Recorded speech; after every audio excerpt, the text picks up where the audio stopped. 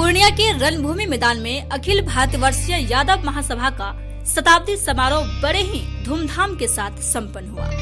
इस समारोह में देश के विभिन्न प्रांतों से यदुकुल के कई नामचीन हस्तियों ने शिरकत किया। इस दौरान मुख्य अतिथि के तौर पर समारोह में शामिल सिक्किम के राज्यपाल गंगा प्रसाद ने सभा को संबोधित करते हुए कहा कि जिस पूर्णिया में पहली बार यादव महासभा का सम्मेलन हुआ था, आज उसी पूर्णिया की धरती पर करीब 100 वर्षों के बाद शताब्दी समारोह का आयोजन हो रहा है। यह पल मेरे लिए गर्व की बात है। उन्होंने कहा कि भारत कभी विश्व गुरु माना जाता था, लेकिन कई सालों तक गुलामी व जाति प्रथा, छुआछूत का दंश झेलने के बाद हमारा समाज अपनी गरिमा ही खो चुका है। अशिक्षा व सामाजिक भेदभाव के कारण आजादी के बाद भी यादव समुदाय के लोगों को भेदभाव का शिकार होना पड़ा। यादव समुदाय शिक्षा के अभाव में कई उपधाराओं में बटा रहा। आज समाज से शिक्षा व कुरीतियों को दूर करने की जरूरत है। इसके लिए महासभा को आगे आना होगा। यादव महासभा के शताब्दी समारोह के दौरान मुख्य अतिथियों को पुष्प गुच्छ एवं शॉल मोमेंटो देकर सम्मानित किया गया। साथ ही सभी अतिथियों द्वारा स्मारिका का विमोचन भी किया गया। मौके पर प्रमंडलीय अध्यक्ष डॉक्टर रामचरित्र यादव, प्रमंडलीय महासचिव इंजीनियर विनोद कुमार, शताब्दी समारोह के अध्यक्ष सत्य प्रकाश सिंह यादव, कार्यकारी अध्यक्ष श्याम सिंह, राष्ट्रीय महासचिव अशोक कुमार यादव, राष्ट्रीय महासचिव पप्पू यादव, पूर्व सांसद, भूतपूर्व न्यायाधीश उच्च न्यायालय पटना राजेंद्र यादव, पूर्व श्रम मंत्री विजय कुमार, ब्रिगेडियर प्रदीप चंदू, प्रफुल्ल कुमार दास, झारखंड यादव महासभा के अध्यक्ष पीताम्बर दास, युवा यादव महासभा बिहार के राष्ट्रीय अध्यक्ष प्रदीप कुमार मेहरा, यादव महासभा के सचिव डॉक्टर केपी यादव के साथ कार्यक्रम में समाज सेवी जितेंद्र यादव, पूर्व मेयर विभा कुमारी, पूर्व उप मेयर संतोष यादव, प्रखंड प्रमुख मंटू यादव, लाखो यादव, राजेश यादव, बिंदेश्वर यादव सहित कोसी सीमांचल क्षेत्र से आए हजारों की संख्या में यदुवंशी शामिल रहे।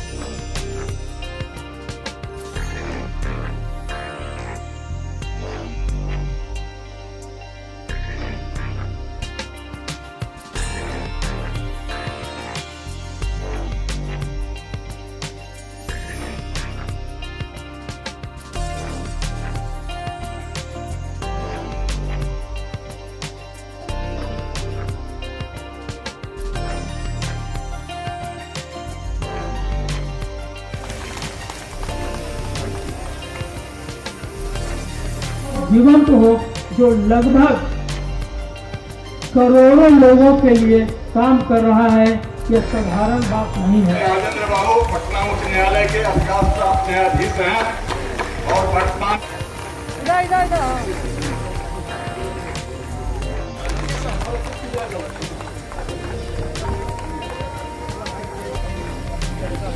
के सदस्य हैं। वे पुष्प लेकर के माननीय अशोक कुमार यादव, मरियाधिवक्ता और महासचिव, अब हमारे जवाहर यादव निराला जी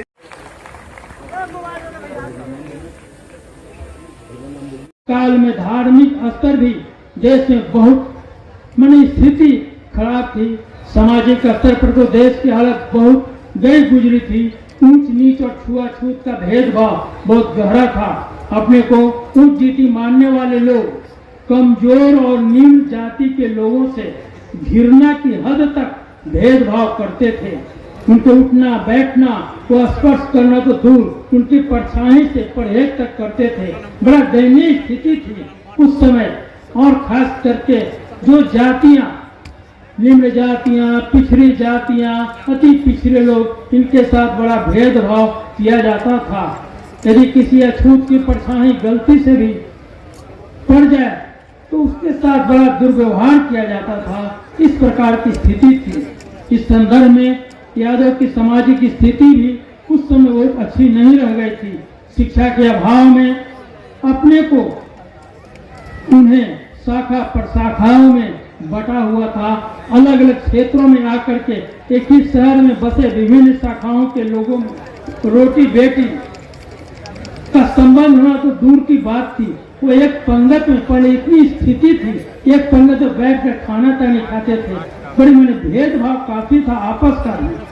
यदि कोई ऐसा कर भी लेता तो बड़ी पंगत में उस पर जुर्माना और दंड किया जाता था।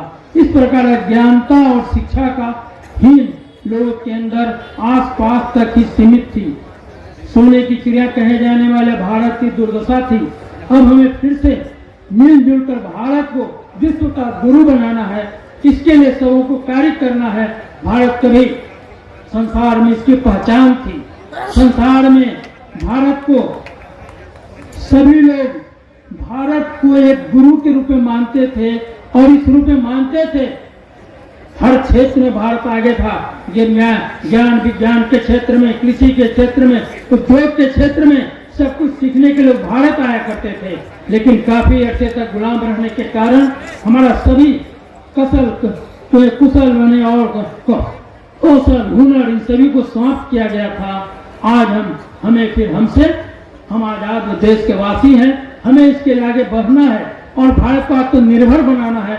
इसके लिए सबको मिलकर काम करना है। इस रूप में सोचना है कि जो हमारी प्राचीन गौरव गरिमा थी उसे फिर से हमें प्राप्त करना है। इसके लिए सबों को मिलकर काम करना है। आज की स्थिति अगर देखी जाए तो आज इस समाज में अधिकांश लोग की आर्थिक स्थिति में सुधार की आवश्यकता है। इस दिशा में सभी वहीं अखिल भारतवर्षीय यादव महासभा शताब्दी समारोह को संबोधित करते हुए ब्रिगेडियर प्रदीप यदु ने कहा कि आज देश में 18% अहीर है। सेना में 14 से 15% अहीर है। इसके बावजूद 1750 से 1850 तक अंग्रेजों ने 8 रेजिमेंट बनाई थी, लेकिन अहीर रेजिमेंट नहीं बनाई। अहीरों के पास Victoria Cross, George Cross, Military Cross या स्वतंत्रता के बाद परमवीर चक्र, अशोक चक्र, कृति चक्र, महावीर चक्र, वीर चक्र और स्वर्ण चक्र जैसे राष्ट्रीय सम्मान अहीरों की झोली में है। पूरे देश में 2 महिलाओं को सर्वोच्च वीरता पुरस्कार मिला है, जिसमें एक महिला यादव कुल की है, जिसका नाम है कमलेश कुमारी यादव। अहीर रेजिमेंट राजनीतिक संगठनों की नहीं बल्कि यादवों की मुहिम है। अहीर रेजिमेंट पुरुषों की ही नहीं बल्कि महिलाओं की भी मांग है, क्योंकि कई महिलाओं ने अपना बेटा खोया है, पति व भाइयों को खोया है। यादव महासभा के शताब्दी समारोह के दौरान लोक स्वास्थ्य मंत्री ललित प्रसाद यादव ने मंच को संबोधित करते हुए कहा कि यादवों का बहुत बड़ा इतिहास रहा है। यादव समाज हमेशा से पिछड़ों, दलितों, दबे कुचले लोगों को आगे बढ़ाने व उनको हक दिलाने का काम करते आया है। आज यादवों को एकजुट होने की जरूरत है, तभी आगे आकर पिछड़े हुए यादव समाज के लोगों की आवाज को बुलंद कर सकते हैं। उन्होंने कहा कि अभी भी यादव समाज में शिक्षा की कमी है, जिसके कारण सरकार के द्वारा चलाई जा रही योजनाओं की जानकारी उन तक नहीं पहुंच पाती है। हमें वहां तक जागरूकता लाने की जरूरत है। अहीर रेजिमेंट हमारी जरूरत है। इसके लिए आज से सोशल मीडिया, ट्विटर, इंस्टाग्राम पर पोस्ट करें। यह हमारा अधिकार है, यह हमें मिलकर रहेगा।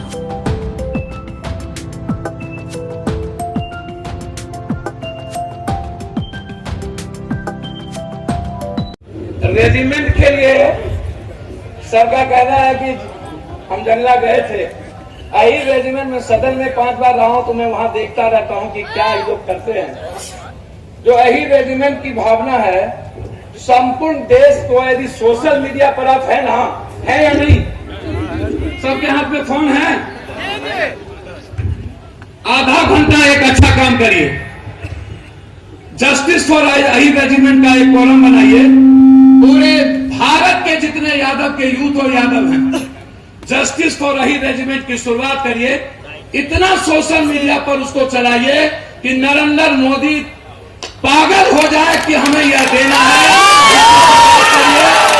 यदि आप करना चाहते हैं तो आप आवाज से नहीं करिए, आप इस्तेमाल करिए ट्विटर का, आप इस्तेमाल करिए इंस्टाग्राम का, आप इस्तेमाल करिए सोशल मीडिया का, आप इस्तेमाल करिए यूट्यूब का। और मैं बता दूं अध्यक्ष जी, मुझे नरेंद्र मोदी से ज्यादा पप्पू यादव को भारत देखता है। एक दिन में 2 करोड़ लोग देखते हैं। 7 लाख क्रॉस नहीं करते हैं नरेंद्र मोदी। मेरे यूट्यूब को 1.5 से 2 करोड़ और मेरा ट्विटर 33,000 रिट्वीट होता है।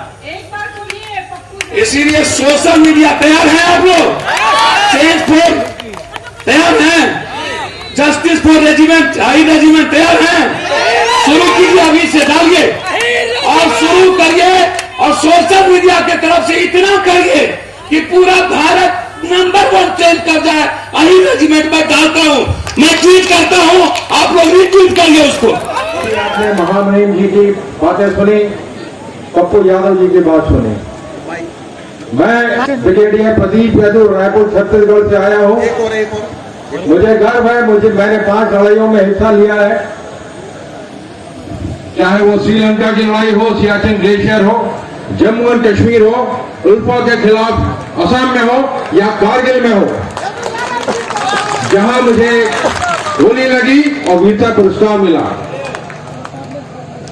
अभी मैं कुछ लोगों से बात कर रहा था, मुझे बड़ा दुख है कि आज का जो खासकर युवा है या बुद्धिजीवी है, उन्हें हमारे अहीर रेजिमेंट के इतिहास के विषय में उनको जानकारी नहीं है। मेरे युवा साथी, आप उस देश का हिस्सा है जो पूरे विश्व में आज सबसे यंग देश है।